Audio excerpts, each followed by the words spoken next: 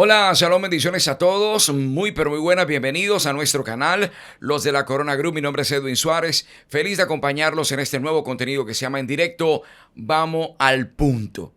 La producción Back Media Group, contentísimo de estar aquí con todos ustedes, así que desde ya, si usted no se ha suscrito a este canal, hágalo porque vienen muchos invitados y mucho contenido en directo. Vamos a ir directo al punto de lo que queremos preguntar e indagar. Hoy nuestro primer episodio tenía que ser como lo soñamos, hablando de la palabra de Dios. Y usted suscríbase, dé clic a la campana, comparte el link para que este contenido llegue a muchas personas más. Hoy tenemos como invitado a nuestro primer invitado, una persona que se llama Manuel Ripoll, digámoslo así, secularmente, ese es mi nombre, Manuel Ripoll, pero mi nombre en el judaísmo es León ben Abraham, como quien dice León, hijo de Abraham. Está con nosotros, abogado, docente de esa comunidad judía. Así que, mi querido Manuel, Shalom Alejem, bienvenido a nuestro primer episodio de esto que es En Directo, Vamos al Punto. Shalom Alejem a toda la comunidad que nos escuchan, a todos los oyentes, a todas las familias que se reúnen para ver este programa tan especial y especial para ti, Edwin. Muchas gracias, agradecido por esta oportunidad. Charlando ahí tras de cámara, veo que tienes un currículum grande, ¿no? Abogado, docente, Sí. estudiaste comunicación. Sí. Compártenos un poquito de eso. Sí, yo soy abogado, egresado de la Universidad Simón Bolívar, pero antes había estudiado comunicación social, pero únicamente hice casi un año de estudio. Después me pasé para Derecho y terminé mi carrera de Derecho y después me especialicé en Gobierno y Asuntos Públicos y hace unos 5 años me especialicé en una maestría de gestión y desarrollo de empresas sociales a la misma Universidad Simón Bolívar. Ok, maravilloso. De verdad, gracias por el tiempo y por querer compartir un poquito de este primer episodio de tu vida, de tu conversión al judaísmo. Sí. Y esto es en directo, Manuel. Vamos al punto, como lo dice.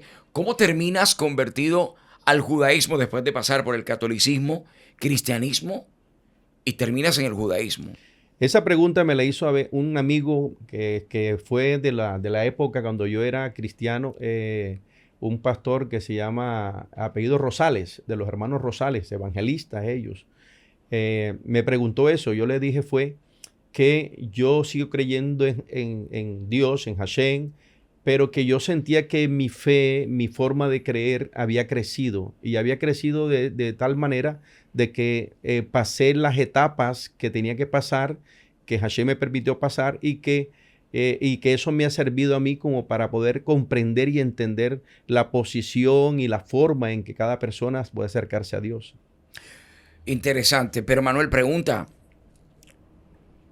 ¿cómo termina uno lo que te contaba, por ejemplo, asiste católico, ¿no? Sí. ¿Cuánto tiempo en el catolicismo?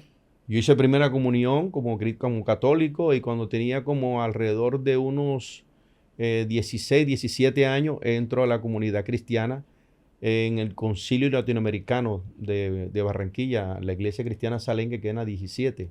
Ahí comencé y después de ahí me pasan a un sitio que después se convierte en una iglesia que se llamaba Monte de Sión, con un gran hombre que todavía está vivo, Hashem lo tiene con vida todavía, Hermógenes Llanos, y ahí comienza mi vida cristiana y llegué a ayudar a ser parte de Radio Minuto en 2 programas radiales, Misión Pastoral, en las mañanas con Hermógenes. ¿Qué edad tenías ahí? Tendría como 19 años, Wow, 19, temprano. 20 años. Y también en un programa que se llamaba Variedades Cristianas, que los hermanos Rosales y otros muchachos de la época, que éramos muchachos, hacían. Pero después de ahí, la situación en la escuela dominical, que también fue maestro de escuela dominical, habían cosas de estudios y de análisis que comenzaban a chocar y a que no encontrar como una razón en las cosas y un porqué. Entonces esos por qué y por qué y por qué que me hacía yo, me invitaron a poder seguir como escudriñando, lo que llaman la escritura, escudriñando, buscando, y comenzaban a darse esas razones hasta que un tío mío me habla a mí de que mis familiares más antiguos, el abuelo de él, tenía relación con el judaísmo y me regalan un talit. Oh, Y de ahí, con el regalo ese, siendo todavía, estando en el cristiano, yo me intereso y mi tío era trabajador y mi padre también era trabajador de la comunidad judía. Y había un sitio que en la 72 con 54, Artesanías Colombianas. Ese lugar era de dos señores ancianos de la época que habían sido niños en el Holocausto nazi. Wow. Y ya hoy en día, en ese entonces ya eran unos ancianos cuando yo era un muchacho.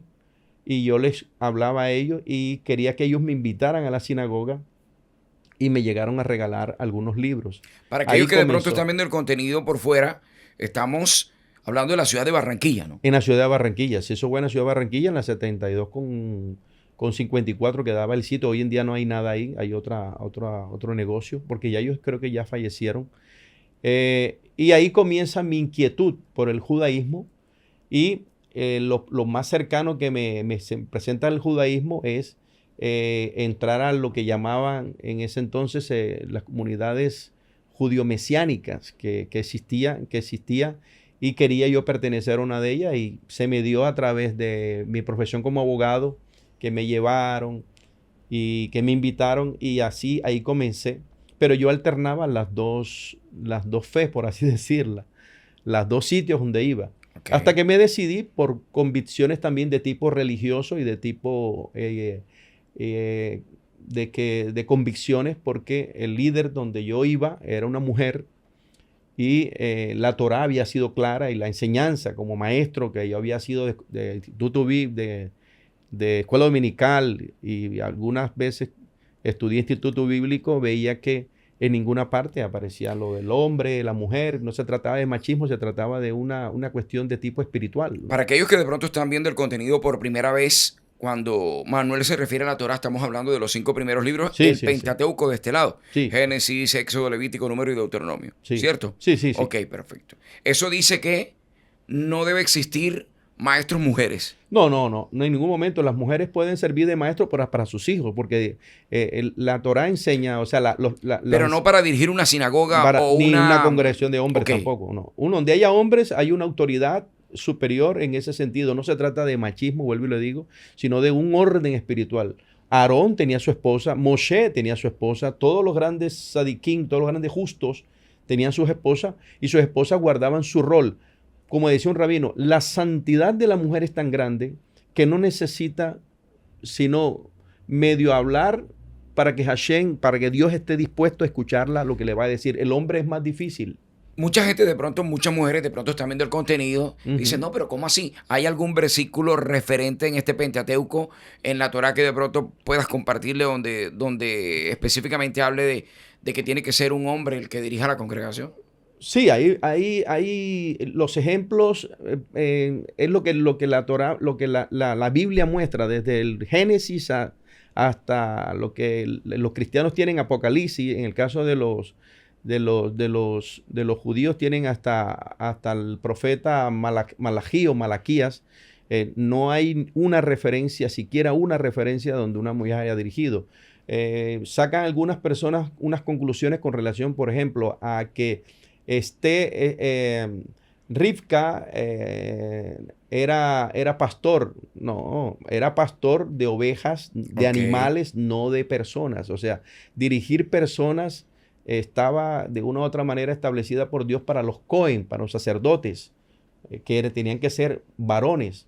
Los llamados, la juez, hay una juez dentro de la escritura, que es la única mujer que aparece como juez, pero fue la juez porque la condición que puso ella para el hombre escogido por Hashem, por Dios, para hacer la victoria que necesitaba el pueblo de Israel en el libro de Jueces, se refiere a que ella le dice, él dice, acompáñame tú como profetisa. Entonces le dice ella, no, yo te acompaño si yo me convierto la victoria es mía y me convierto en juez. O sea, es una condición que pone ella, no que la puso Dios. Ok. Interesante esto, como les digo, la idea es compartir y que ustedes no crean en lo que de No, pronto no. cree Manuel, lo que creo yo. No, no, no. Simplemente hoy tenemos una charla interesante y queríamos que esto fuera nuestro primer episodio hoy. Yo estoy feliz de compartir con un rabino. ¿Cómo se hace uno rabino? Bueno, quiero Porque, explicar. porque tengo entendido que el rabino debe tener como unas condiciones Sí. para ser denominado rabino. Ahora, ¿qué Sí. significa rabino? Rabino es una persona que ya es un maestro de maestros, en el sentido de en el judaísmo. En el caso mío, soy rabino shohet. ¿Qué es rabino shohet? Aquel que es la persona preparada para hacer los sacrificios de animales para poder comerlos, o sea, para hacer cacherización, o sea, que el animal que se mate sea apto para el consumo de la comunidad. Ok. Y para hacer eso, la persona la tienen que preparar durante un determinado tiempo sobre las leyes, sobre la forma que se tiene que hacer eso, y eso hay mucho material que se tiene la persona que preparar, se tiene como educar desde el punto de vista legal dentro del judaísmo para poder acceder a ese título de shohet.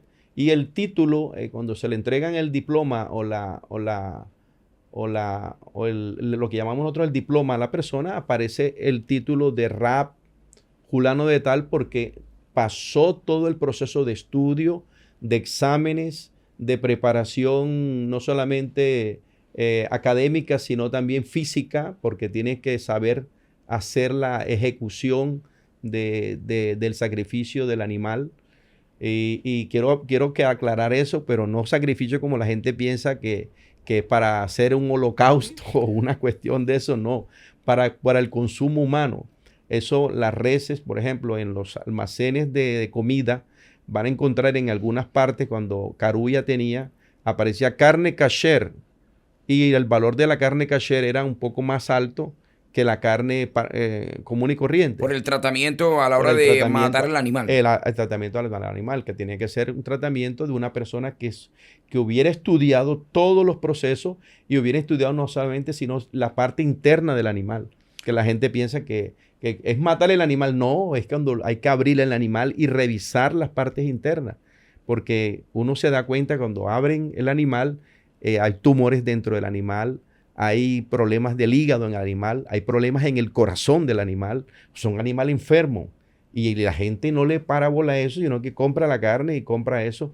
Y en la comunidad judía sí tenemos en cuenta la forma en que Se mata el animal. se mata el animal. Y entonces cuando la persona encuentra en un supermercado, en un lugar, la palabra kasher, es porque ese animal está apto para el consumo humano.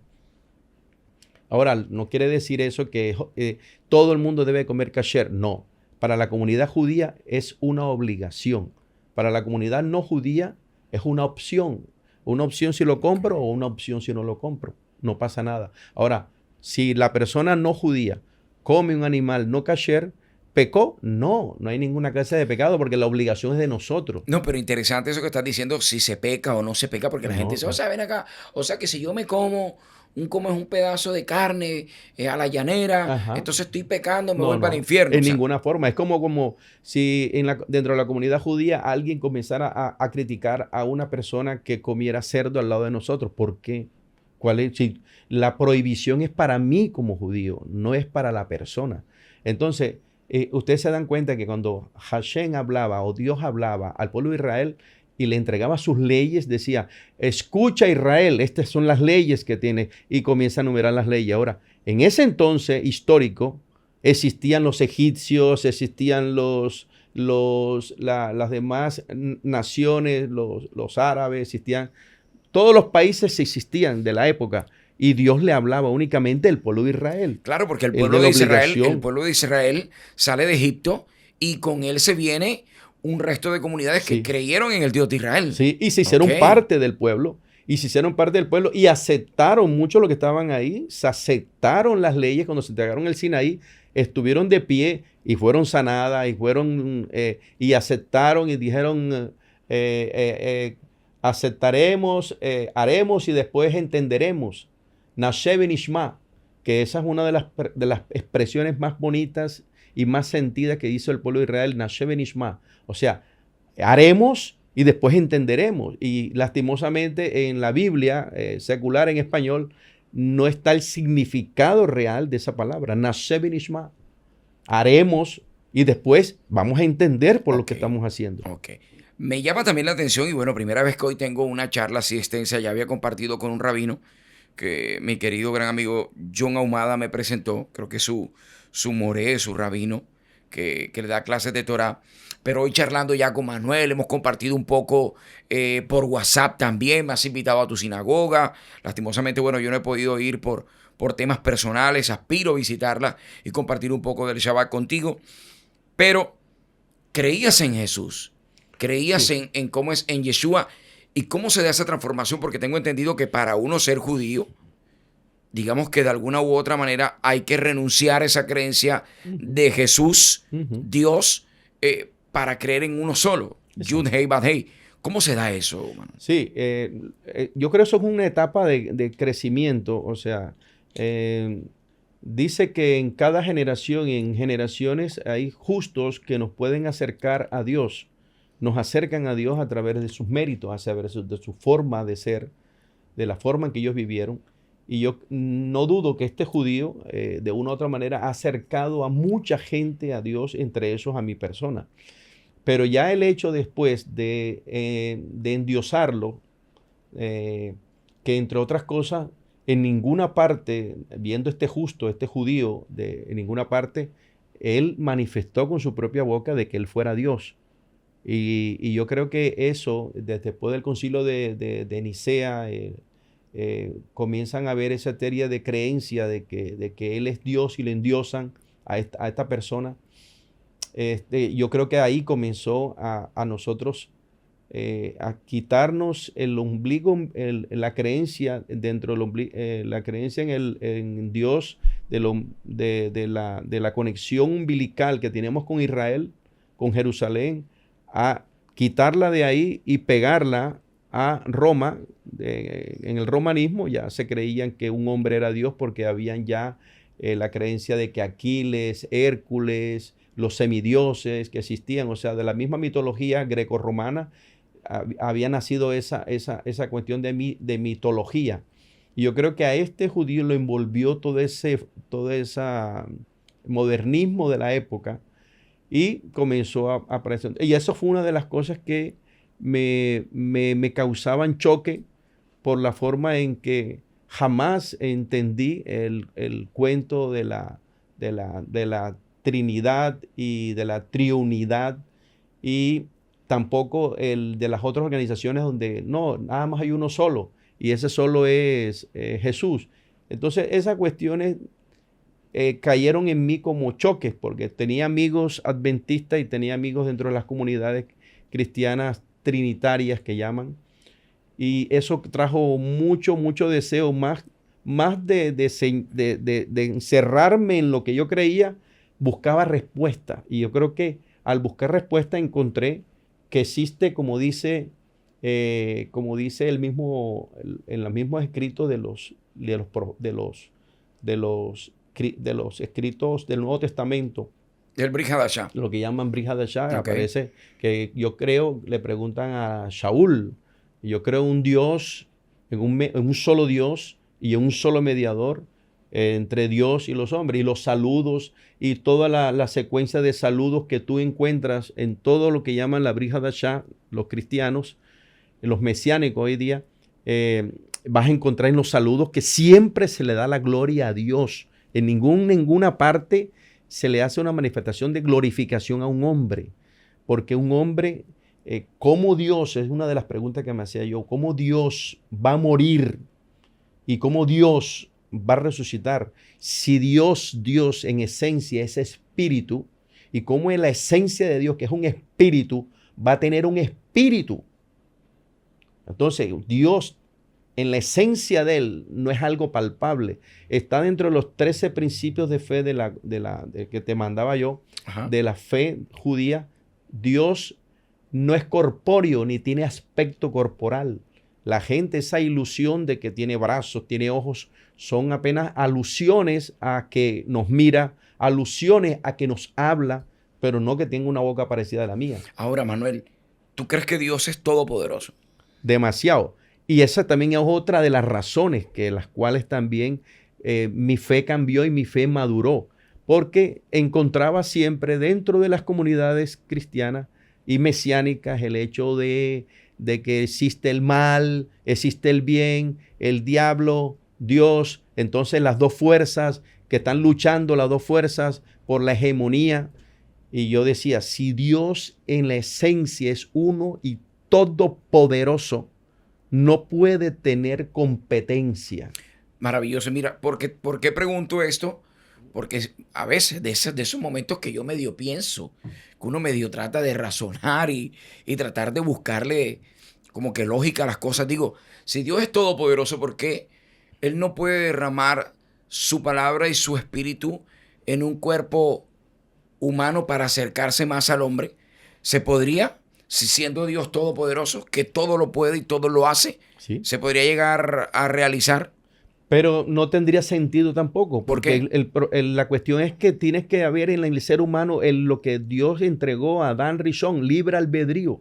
Es que el libre albedrío precisamente da en eso, en que la persona misma se dé la disposición de buscarlo y en las circunstancias que se les presente a esa persona, el caminar, el buscar, el agradecer, el sentirse que hay un ser sobre todo que me está permitiendo tener las bendiciones que como ser humano tengo y me quiero acercar a ese ser divino.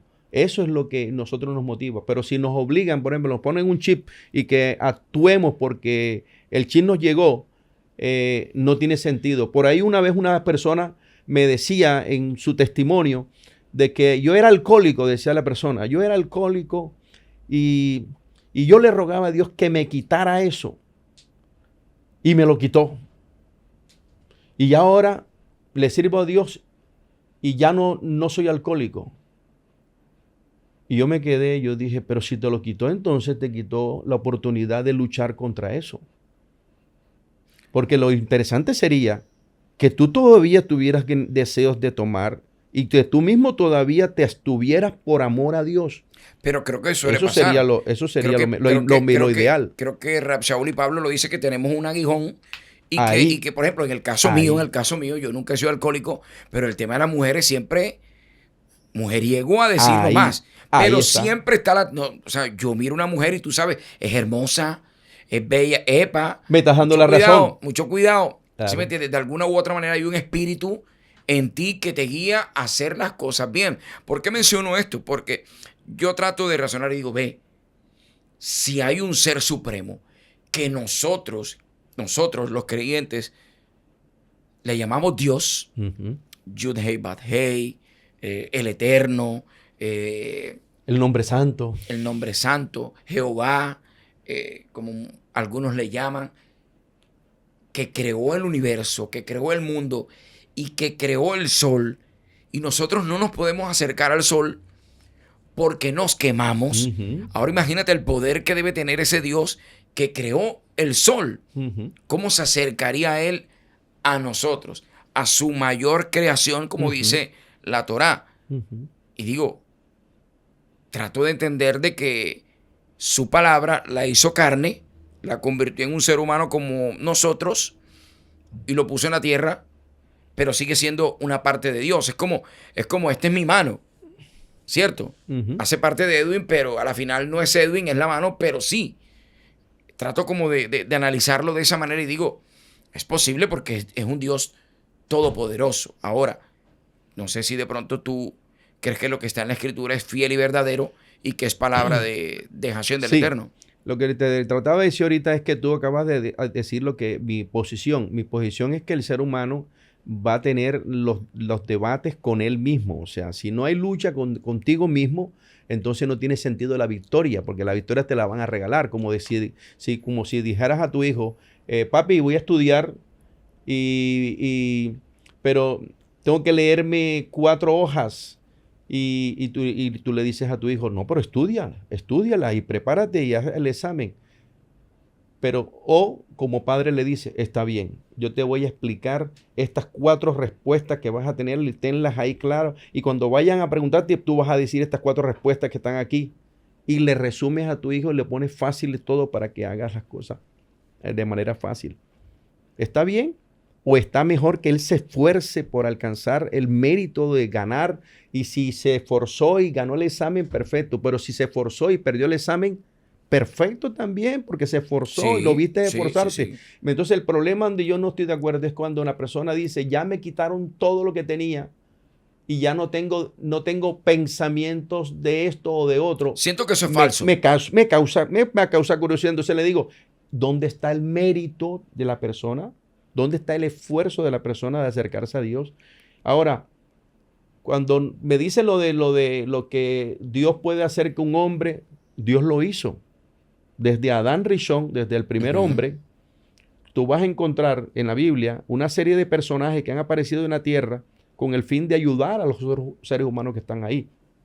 Está Adán, estuvo Abraham, estuvo después Abraham, estuvo Isaac, y fueron personajes que impartieron su fe y impartieron su forma de conducta a la humanidad que todavía 5,000 años que ha pasado y hoy en día lo seguimos nombrando y si lo seguimos nombrando están vivos. Pero ninguno genera fricción como Jesús, como Yeshua.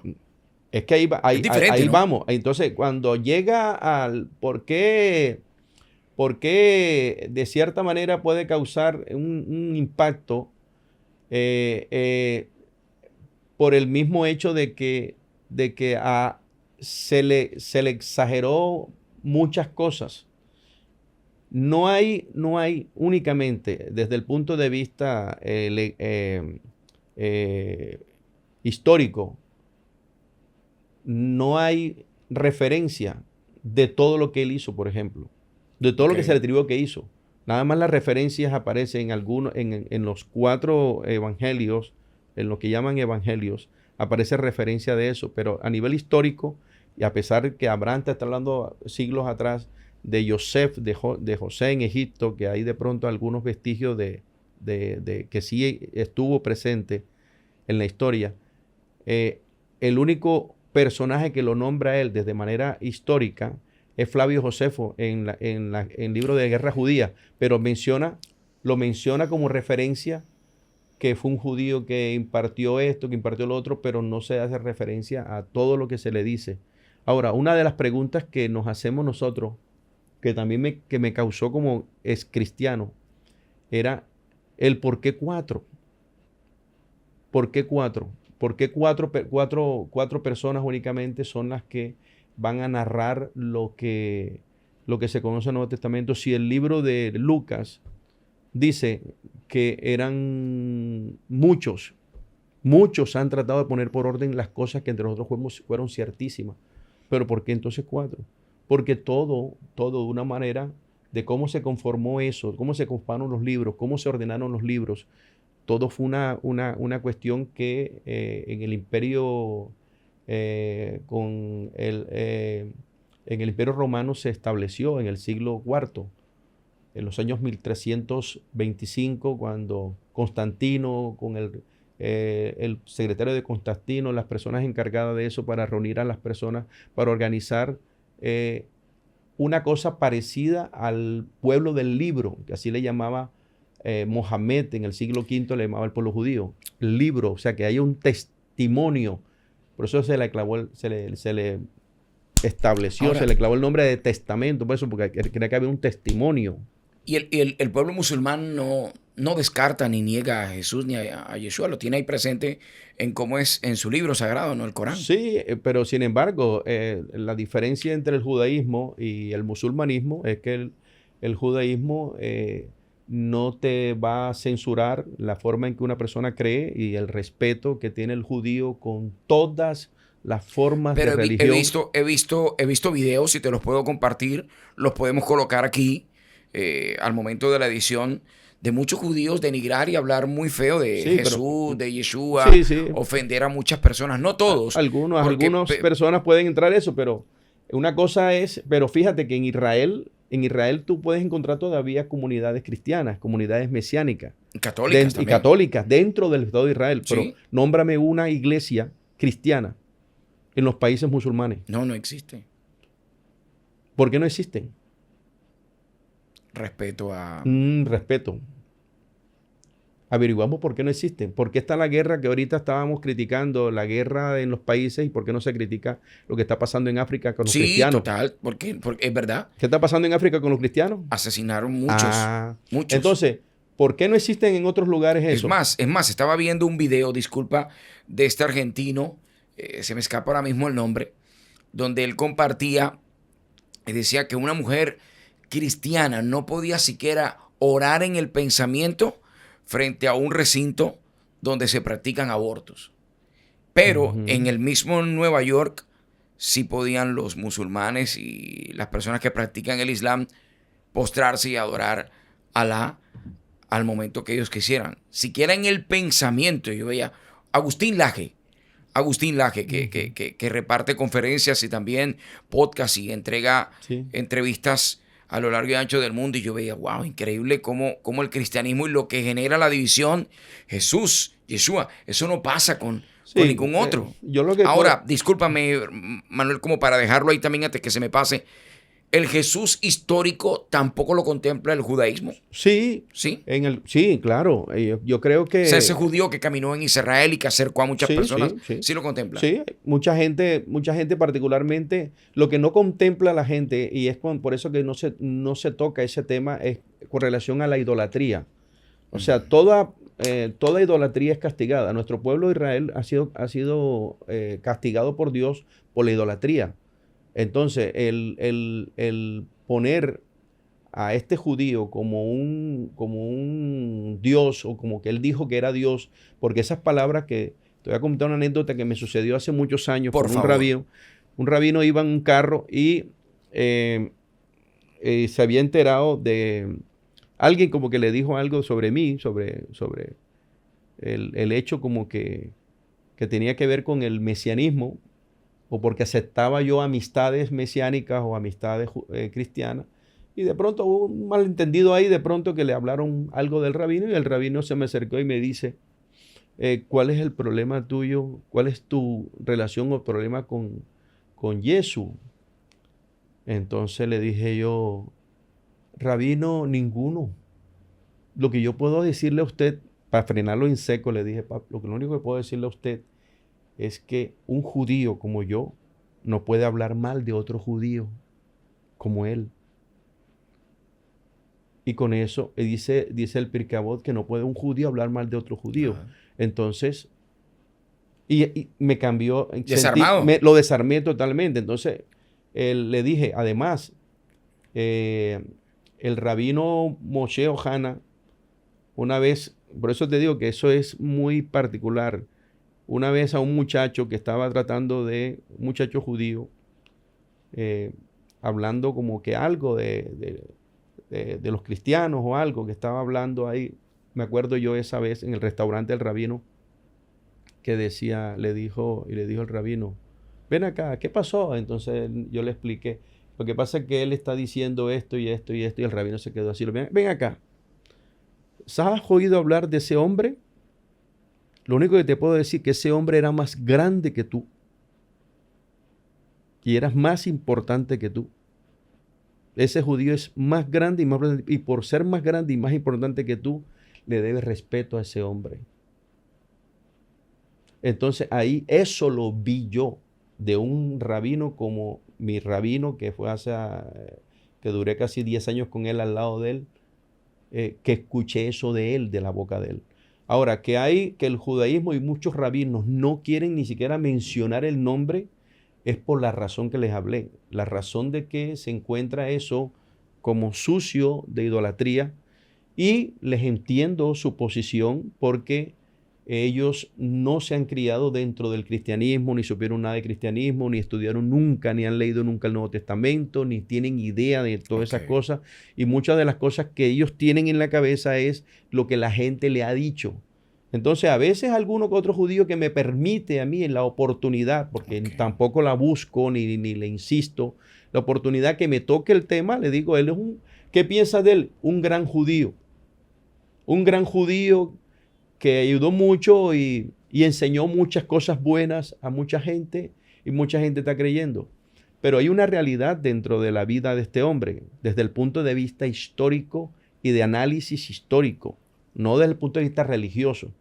Lo único que les puedo decir es que ese judío era, yo particularmente lo veo ahí, ustedes lo pueden buscar en sus Biblias, en sus casas, un judío que era muy judío y muy cerrado a la comunidad judía. Porque los apóstoles eran judíos. Todos. Todos eran judíos. Es más, cuando le hablaron a él, a este judío le dijeron, hay unos griegos que quieren hablar contigo. ¿Los atendió? No los atendió.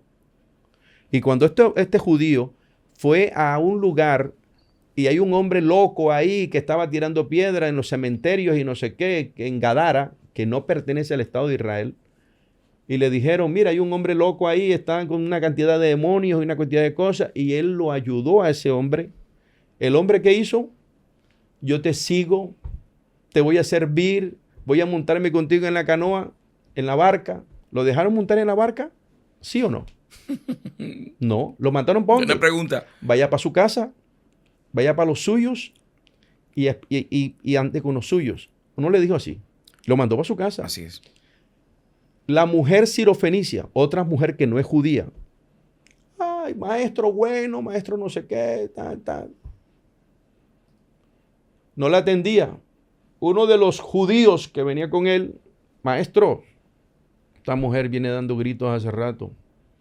La respuesta de él al judío que le está preguntando es, ¿tú crees que un padre de familia, un hombre, va a darle alimento de su cama, de su mesa? En vez de darse a los hijos, se los va a dar a los perros? Perros. No aparece perrillo. Búsquenlo en griego. No aparece en minutivo. Eso es importante, ¿no? Claro. Le va a dar su comida a los perros. Y la mujer escucha. Y la mujer le dice, ¿pero sabes qué? Los perros también comen de las migajas que caen en la mesa, que caen de la mesa. Él se sorprende y la ayuda a esa mujer con el milagro que necesitaba, no sé. Pero la atendió. Ahora, cuando reúne a los apóstoles, a los discípulos, para enseñarles. La otra que me faltaba era la famosa mujer samaritana. Samaria no pertenece a Israel. Samaria es un grupo de personas que vinieron cuando la invasión, cuando se echaron a la casa de Israel, la echaron la expulsaron y llegaron esos grupos de personas, se convirtieron en lo que llamamos samaritanos. La Samaria está diciendo, la mujer samaritana está diciendo, creemos que a él le estaba diciendo, creemos que el Mesías vendrá. Él en algún momento dijo, yo soy. Es que la salvación, entonces dijo él, no dijo ni yo soy. Y lo único que dijo fue él, a ella, ustedes creen lo que no saben. Y nosotros los judíos creemos lo que sabemos. Porque la salvación viene de mí como judío. No, dijo, la salvación viene de los judíos. Eso está así traducido en griego. No, está así. Eso se lo dije una vez a un pastor y me dijo, momento, ¿dónde está eso? Búsquelo. No, entonces lo buscó. Entonces, ¿sabe qué me decía él? Me decía, ¿sabes cuántas veces he pasado por este versículo y este pasaje y no me he detenido ahí? Es que es maravilloso. Eso que estás diciendo me parece genial porque muchas veces leemos, pero no escudriñamos. Y no vamos a los lenguajes, a los idiomas originales que tienen un contexto totalmente diferente. Y creo yo, no sé qué piensas tú, que se ha sacado de contexto el texto. Total. Es más, para terminarte, para redondearte, cuando el maestro dice, voy a enviar a los hombres esto a enseñar, a que enseñen la Torá, la primera condición que pone, él pone dos condiciones. Vayan, enseñen, pero no vayan, dos condiciones. No entres en casa de samaritano. Ok. Ni andes por caminos de los gentiles. En el mundo existen dos clases de personas, los judíos y los gentiles. Y él mandó para que no fueran por caminos de gentiles. O sea, estoy hablando de él. ¿Dónde vemos después que a los gentiles, a la gente se entiende? Cuando ya la enseñanza de Pablo y de eso. Pero él, hablando ahora, de él. ¿qué significa gentil? Gentil es que viene de la palabra gente. Es como especie de una palabra... ¿No es goín? Goín es la traducción. Goín es en hebreo. La palabra goín sería en hebreo. En la que aparece en la Biblia es gentiles. ¿Y qué traduce? Por eso, gentes comunes y corrientes. O naciones. Gentes o naciones. Entonces, dice él, no vayas En casa samaritano, los samaritanos, supuestamente, los samaritanos no necesitaban la salvación. Ahora No necesita el mundo la salvación. Ahora, cuando él expresa, no vayas por camino de samaritano, no expresa, está diciéndote entonces, ellos no necesitan la salvación.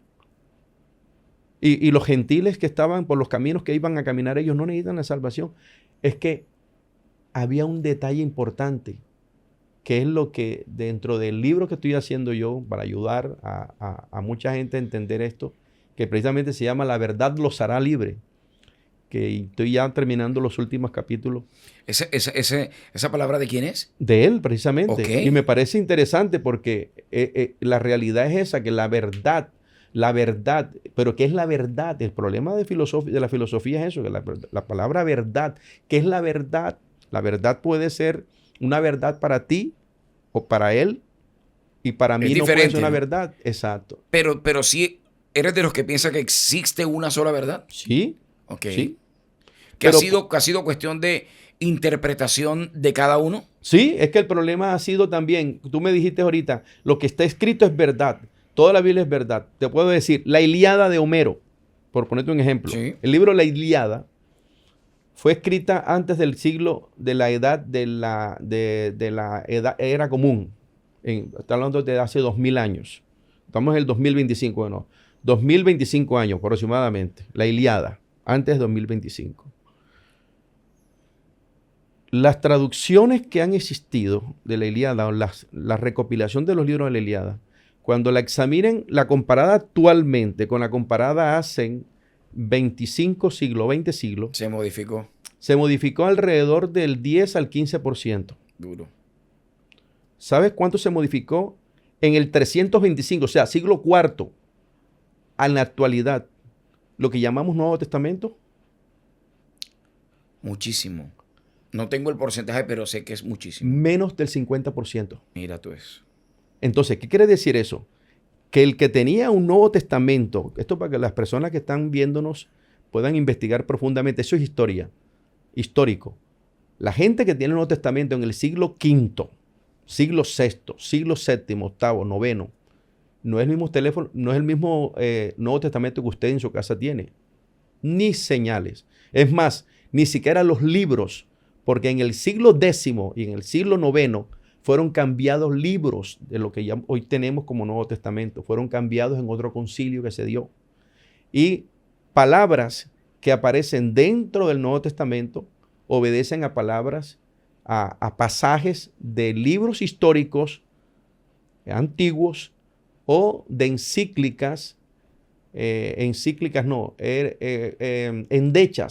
endechas romanas de los emperadores romanos. O sea, okay, hay endechas, hay textos en el Nuevo Testamento, lo que podemos llamar versículos, que obedecen a endechas de Julio César o de Marco Aurelio, de emperadores romanos antes de la creación o de la recopilación de lo que llamamos nosotros Nuevo Testamento, que fue en el siglo IV, año 325, en el siglo de Nicea. Entonces, hay cosas, entonces me decía, entonces algunos afirman, algunos judíos pueden afirmar una cosa que tiene más del 50%, que es mentira, que fue añadido, no es digno de verdad, no es digno de análisis de real. Pero yo, como vengo en el proceso, como explicaba al comienzo, que nací dentro del catolicismo, que me crié en el cristianismo en mi adolescencia, en mi juventud, entré al mesianismo y hoy en día, ya en mi adultez, soy converso judío y estudié para convertirme en un rabino shochet. Les puedo decir de que esa madurez que me ha llevado a mí es la que he podido corroborar de que todo lo que está ahí puede ser verdad si únicamente se puede pasar por, ¿cómo se llama lo que tienen los albañiles para colar la tierra? Pongámosle un colador, no tengo el nombre. El colador. Eso no me acuerdo cómo se llama. Las personas pueden investigar cómo se llama eso de los que los albañiles. Bueno, eso debe ser los 5 libros primeros de la Torá. Los 5 libros debe ser ese colador. Y cuando le eches algo del Nuevo Testamento, pásalo por ahí por el colador ese. Si se queda que no pasa por el colador, hay problemas ahí.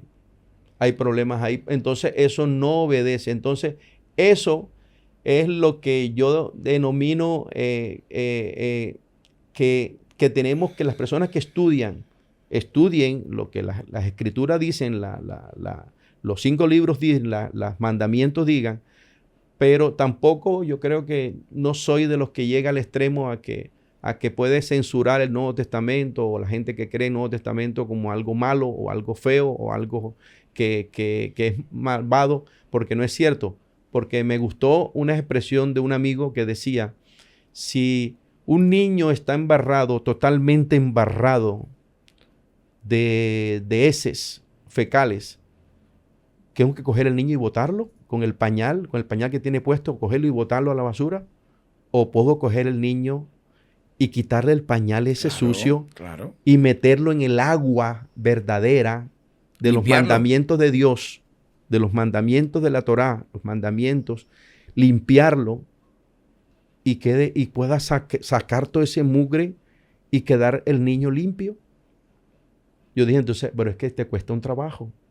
Entonces, todo lo que nos están viendo, los cristianos que están escuchando. Y judíos también. Y judíos también. Y el judío primero, como para que investigue un poco profundamente más de la fe, de las cosas, de tener un poco de conocimiento de algunas formas de fe y el respeto que debemos tener, y especialmente hacia este judío llamado Yeshua, y que las personas lo tengan como es, como un gran hombre que vino a esta tierra a traer luz, como otros grandes hombres han venido a traer luz a esta tierra y a varias generaciones han traído luz, que pasa que no han sido de pronto del conocimiento de mucha gente, pero hay muchos hombres, grandes hombres que han venido de parte de Dios a traer luz a la humanidad. Y eso ha pasado con él. Pero el hecho de que lo endiosan, que lo esto, que lo otro, que la gente lo pone como un segundo Dios,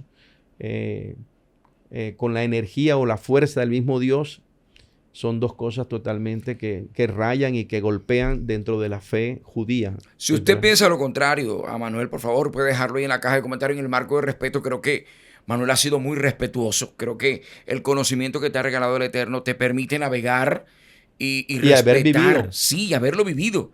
Y te permite compartir una charla hoy amena, donde tú estás exponiendo tu conocimiento, lo que el Eterno ha hecho contigo, y lo has hecho en el marco del respeto, y debo agradecerte eso, porque aquí no estamos para señalarte, ni para no, simplemente queríamos tener una charla y conocer un poco de la postura, como por ejemplo voy a pasar el tema económico, porque es catolicismo, cristianismo, judaísmo. ¿Cómo se maneja el tema del diezmo, ofrendas? Creo que se le llama sedaká.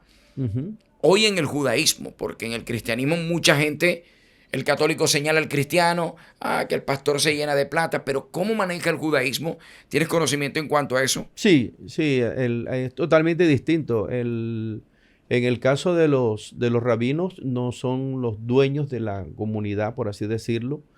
El rabino es prácticamente como un empleado de la sinagoga.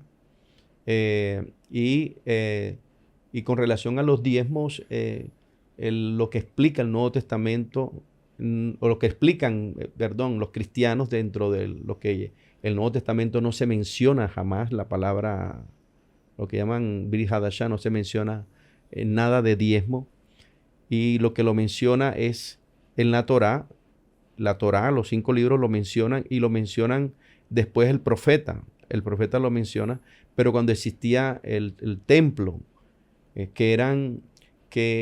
y tenían sus años, o sea, los 2 primeros años que se daba, al 4.º año que daban, o sea, eso eran una especie de retroalimentación para el mismo pueblo. El alfolí, la gente que aparece la palabra alfolí en español, hay alfolí, trae los diezmos al alfolí, y la gente piensa que era una mochila, porque la gente, el ministerio del alfolí, muestra a una persona con una mochila. El alfolí era una bodega. Que se guardaba alimento, ¿no? Era una bodega donde la persona entraba y había una entrada y una salida por otro lado. ¿Qué quiere decir eso? Que la persona que iba a buscar alimento, fíjate que la gente lo dice mal. El profeta dice traed los diezmos al alfolí y hay alimento en mi casa. No, hay alimento en mi casa, dice Hashem. O sea que al alimento que llevas tú es a la casa de Hashem, que en esa ocasión era el templo de Jerusalén, y hay alimento en ese lugar para el que tuviera hambre, pasara, cogiera lo que tiene que coger y seguía caminando para salir por la otra puerta del templo del alfolí y nadie le veía que entraba o salía y qué cogía y qué no comía. Ahora bien, no cogía el carrito como el carrito de la Olímpica, una carreta, y la llenaba y se la llevaba para su casa para comer todos los días. Era eso, tenía que comerlo, era diario. O sea, él llevaba para el día. Él cogía lo que iba a comerse en el día. Entonces, eso para mostrar a nosotros que nuestra dependencia es diaria con Dios y que Dios nos provee diario. Más o menos como el maná, que era diario. Era diario, no el maná no caía para que los cogiera una semana. Solo en Shabbat al inicio se entregaba la porción doble. El viernes daba porción doble, pero era el único día, o si no se podría. Sí. Entonces el alfolí, la gente iba a buscar comida al alfolí en el templo de Jerusalén, tenía él, su esposa y sus 4 hijos. Llevaban lo suficiente para él, su esposa y los 4 hijos. No cogía de más, no cogía de menos, cogía lo que era necesario, no cogía de más. Y eso eran bodegas de comida. Y eso, entonces ahí Hashem le decía a la persona que daba eso para que hubiera alimento allá, le decía, pruébame en eso para que veas tú. Pruébame. La única forma de usted probar a Dios es con eso. Ahora, ¿cómo puede una persona hoy día decir, no, yo voy a dar el diezmo? No le digas que das diezmo. Puede ser la palabra justicia, que aparece en la palabra sedaká. Justicia. Quiero hacer justicia con una persona de un familiar mío o un amigo que está sin empleo y está pasando necesidad, su esposa, él y sus hijos, si no tienen para comer. Puedes hacer esa obra de justicia sacando una parte de tu dinero y llevarlo como una especie de alfolí para que haya en esa casa comida. Esa es una forma y ahí pruebas a Dios. Ahí le puedes decir a Dios, te voy a probar. ¿Pero es obligación hoy llevar diezmo? No, no es obligación. Ok. No es obligación, porque otras cosas, la obligación era, ahí se le tenía que dar al levita, al sacerdote, a la viuda, al huérfano. O sea, había para quién era ese alimento. Ahora, había también una especie como de ahorro para las celebraciones bíblicas. Total. Ahora bien, el diezmo. Ese es otro, digámoslo así, claro, diezmo. Claro, porque él lo que hacía era que el diezmo que sacaba la persona, guardaba un diezmo para poder esa persona movilizarse en los 3 fiestas solemnes que tenía, que era Pesach, Pascua, Shavuot, que es lo que llaman Pentecostés, y Sukkot, la fiesta de las cabañas. En esas 3 fiestas tenía que presentarse el judío, viviera donde viviera, a Jerusalén. Y él guardaba un diezmo de diezmo para poder tener recursos, para poder movilizarse a llevar, a disfrutar con su familia. Ahora, cuando ofrecían lo que llaman el holocausto a Hashem, acción de gracia, que sacrificaban un animal ante el altar y lo mataban, era un asado. Era un asado. Porque después lo comía él, con el sacerdote, con el levita, comían. O sea que cada vez que usted tiene una acción de gracia y usted en su casa o yo invito a Edwin, invito a otro para comer, voy a hacer un sacrificio a Hashem. Un asado. Un asado, voy a hacer un asado para comer con la propia ustedes. Comelona, como dice uno acá en Barranquilla. Exacto. O sea, era eso, era un agradecimiento a Dios. Entonces, eso era lo más bonito, que era un compartir que había, que la persona se movilizaba para compartir con sus hermanos, con sus amigos, ahí encontrarse y rezar juntos y orar juntos y hacer las cosas juntos, porque ahí lo que llaman en los cánticos, maravilloso. Cuán bueno y cuán delicioso es habitar los hermanos juntos y en armonía, en unidad y armonía. Increíble. Fíjate, hoy estamos arrancando este primer episodio, espero que se lo estén gozando ya para cerrar, estamos ahí casi que cerrar, me dice Seba haciéndome ya la señal. Yo me he disfrutado de esto, maravilloso. Creo que, si tú me lo permites, mi querido Manuel, creo que debemos seguir encontrándonos. No sé qué piensas tú. A mí me lo he disfrutado mucho Que en el y camino, bueno, no sé, hagamos varios más episodios donde traigamos temas puntuales e ir al punto, como es el título de nuestro contenido. No sé total, total. si te parece y lo vamos cuadrando Total, porque yo creo que todavía van las personas que están mucho. en su casa y van a estar Queda más opinando. interrogantes. Muchas cosas quedan por interrogante. Ahora abrimos la caja de comentarios para que usted también, que está ahí detrás del lente, en su dispositivo móvil, en su televisor, en su tablet, tiene interrogantes. Edwin, invita a Manuel o invita a como es pastor cristiano, invita a un hermano católico y las preguntas son tales, puntual. Por eso estos episodios no van a ser tan extensos. Pero yo quiero cerrar con esto antes de extenderte la invitación a que dejes tus redes sociales, donde está tu comunidad y que la gente también que quiera alimentarse un poco más de la palabra de Dios pueda hacerlo desde la perspectiva judía. Últimos tiempos, mi querido Manuel, ¿cómo lo analiza la perspectiva judía? ¿Tienen algún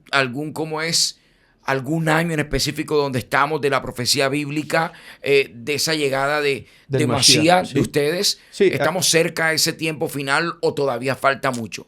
Mira, hay una cosa muy importante que particularmente estamos en el 5.700, casi 5.800 y dicen algunos comentaristas que hay como 200 años, o sea que estamos ya prácticamente en el sexto día. Pero estamos a 200 años del sexto día. Sí, pero dicen pero algunos que esos 200 años... Los caraítas tienen un calendario un poco más cerca. Exacto, ahí donde yo iba a llegar, que hay posiciones que dicen que estamos más cerca. Ahora bien, la venida del Mashiach, yo creo que todo, por eso que cuando hablamos del mesianismo como tal, yo creo que todo judío que crea que el Mashiach va a venir es mesiánico. O sea, todo judío es mesiánico porque está dentro de los 13 principios de fe, de nuestra fe, está el Mesías vendrá y los muertos resucitarán. Eso está establecido así. Okay. Por Maimónides, que también lo sacó. ¿Dónde lo sacaron eso? De la Torá. Entonces, que fue lo que predicó Jesús, que siempre ha dicho, sí, el Mesías viene. El Mesías vendrá, vendrá. Entonces, encontrar nosotros como judíos o como creyentes, los cristianos o los mesiánicos, yo creo que tenemos que buscar más los lugares de empatía o de encuentros, como la creencia de que el Mesías vendrá. El Mesías vendrá. Si no es el mismo, es un problema. Me gustó una charla que escuché de un rabino que le hicieron ese interrogante que le dijeron, voy a hacer una pregunta a un rabino, le decía, díganme ¿ustedes creen que el Mesías vendrá? Claro que el Mesías vendrá. ¿Y qué tal si es Yeshua? Es Jesús, le decían, es Yeshua. Sí, porque está la opción, ¿no? Sí, entonces. Y solo lo sabremos cuando pase, porque el resto es la opinión tuya y la del resto del mundo es diferente. ¿Qué va a pasar? Le decían al rabino. Claro. ¿Qué va a pasar? Porque usted nunca creyó que él sería el Mesías. Y el rabino dijo, me parece interesante la respuesta, le dijo, te respondo si tú me respondes la que te voy a hacer ahora, yo también a ti. Respondió entonces, como Yeshua, sí, con respuesta, con pregunta. O sea, entonces le dijo él, bueno, si es el que tú dices que vendrá, el Mesías que vendrá, como judío, lo tendré que aceptar. Y si me pregunta Dios, ¿por qué no creíste en mi enviado? Cuando yo lo mandé, ¿por qué no creíste tú? Yo dije, ¿por qué? Le voy a decir yo a Hashem, porque yo creí en tus mandamientos, en tu ordenanza, en tus leyes. Y este nombre de este hombre que tú habías enviado estaba envuelto en idolatría. Y yo quería alejarme lo más posible de la idolatría. Por eso que no me acerqué a él, ni toqué nada relacionado con él, porque estaba inmerso en idolatría. Por esa razón fue que yo no creí en él. ¿Te parece buena mi respuesta? Dice, sí, rabino. Bueno, ahora te pregunto yo. Si el Mesías que viene no es el que tú estás creyendo, ¿qué le vas a decir a Dios? ¿Sabes cuál fue la respuesta? ¿Cuál fue la respuesta? Ninguna.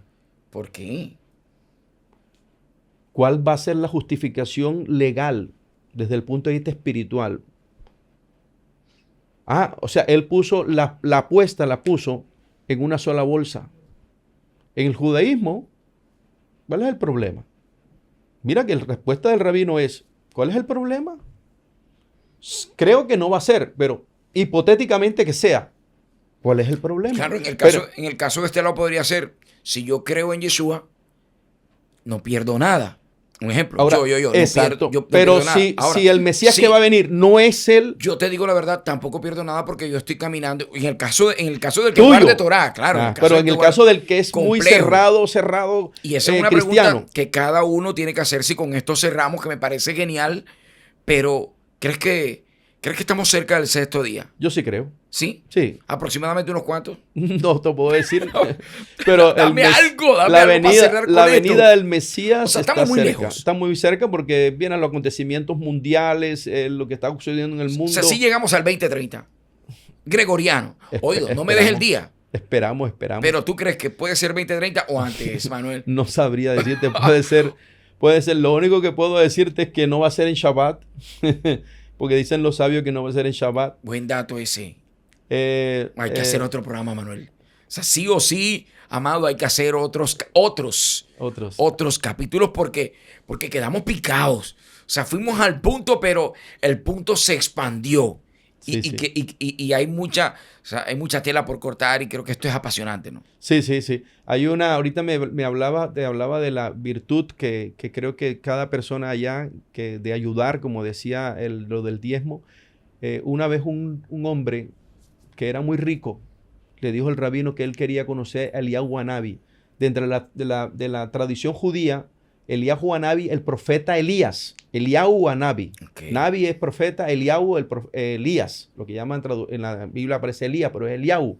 Eliyahu Hanavi, el profeta Elías. Yo quiero conocer al profeta Elías, porque los grandes sadiquín, grandes hombres de fe, podía Dios manifestarle el profeta Eliyahu. El profeta Elías le hablaba a la persona. Yo quiero hablar con el profeta Elías. Y el rabino le dijo, te doy $1,000,000. Y el rabino le dijo, no, se echó a reír. Y dijo, no, te voy a ayudar a que el profeta Elías lo conozcas. Ayúdeme, rabino. Y el rabino lo mandó, iba a la fiesta de Pesaj. Ajá. Y lo mandó a un pueblito, camino de 3 días. Y pregunta por esta señora que es viuda, tiene 5 hijos. Y llega allá y celebra Pesaj con ella, la Pascua judía. Y él fue y encontró que una casa de tabla, y cuando entró no había ni mesa, la gente en el suelo, los niñitos en el suelo. Y le dijo al hombre, yo voy a celebrar Pesaj con ustedes, me enviaron para celebrar Pesaj con ustedes. Ay, rabino, pero ¿qué le vamos a ofrecer si no tenemos nada? El hombre fue con la mujer y los niños, compró ropa para los niños, compró mesa, compró sillas, compró todo y compró mucha comida y comieron Pesaj. Y después se fue. Y después la puerta le dejaba abierta porque hay costumbre judía que dice que dejen la puerta abierta en Pesaj porque puede entrar el profeta Elías. Y una mesa y una silla despejada. Y una silla despejada para comer con otro el profeta Elías. Esa es una costumbre judía. Pasó al día siguiente, no pasó nada. El hombre se fue al rabino. Rabino, ¿por qué no me pasó nada? Tranquilo. Ahora ves para Sukkot, la fiesta de Sukkot, y preséntate allá y celebra Sukkot con ellos. Y de pronto ahí vas a ver el profeta Elías. Así que el hombre llegó a la fiesta de Sukkot, la fiesta de las cabañas, se fue. Y cuando está llegando a la casa, escucha a los niños que le están diciendo a la madre, ay, mamá, ojalá el profeta Elías nuevamente pueda venir aquí y nos compre ropa y nos haga una azúcar hermosa y nos compre las especias para rezar a Hashem con las especias. Y él se quedó así y entró y les dijo a ellos, vamos a hacer una... Llegó el profeta Elías y lo abrazaron y él hizo una azúcar hermosa, compró alimento, llenó las cosas, le compró a los niños las especias para que rezaran. Y después cuando se vino, duró 7 días con ellos ahí celebrando, comiendo todos los días con ellos. Cuando llegó, el rabino se lo quedó mirando y le dijo, ¿viste al profeta Elías? Y dijo, sí, rabino, lo vi. Eso es lo que quiere Hashem cada uno de ustedes, que se convierta en un profeta Elías, en que ayuden al otro y de esa manera le muestren a Dios a las personas que están alrededor de ustedes. Shalom. Shalom a todos. Nuestro primer episodio hoy aquí en nuestro canal de YouTube, Los de la Corona Group, bajo la producción de Back Media Group. Mi nombre es Edwin Suárez. Mi querido Manuel, shalom, espectacular. Espero que ustedes se lo hayan disfrutado. Por favor, regáleme dónde te consiguen, alguna red social, la comunidad, si se puede dar dirección. Sí. Cámaras abiertas, por favor. Sí, nuestra comunidad. Hay una página en Facebook que se llama Sinagoga Beit Hasdo. Ok. Mi nombre ¿Significa? Beit es casa, Ok. Hasdo de bondad, casa de misericordia, Bien. casa de bondad. Bien. Y mi nombre en las redes sociales es León Ben Abraham. Aparece así en las redes sociales de la comunidad. Ahí cualquier pregunta que tengan, mi celular es 310-366-3050 que me pueden escribir. Quiero decirle a los que de pronto de una manera se sientan aludidos, no es mi intención. Ojalá podamos nosotros algún día conocer y estudiar, porque afortunadamente yo he vivido todo el proceso y conozco la vivencia en cada una de las instancias donde Hashem, donde Dios me ha permitido estar. Así que un abrazo fraternal a cada uno de ustedes y que siga Hashem bendiciéndolo grandemente. Maravilloso. En directo. Vamos al punto.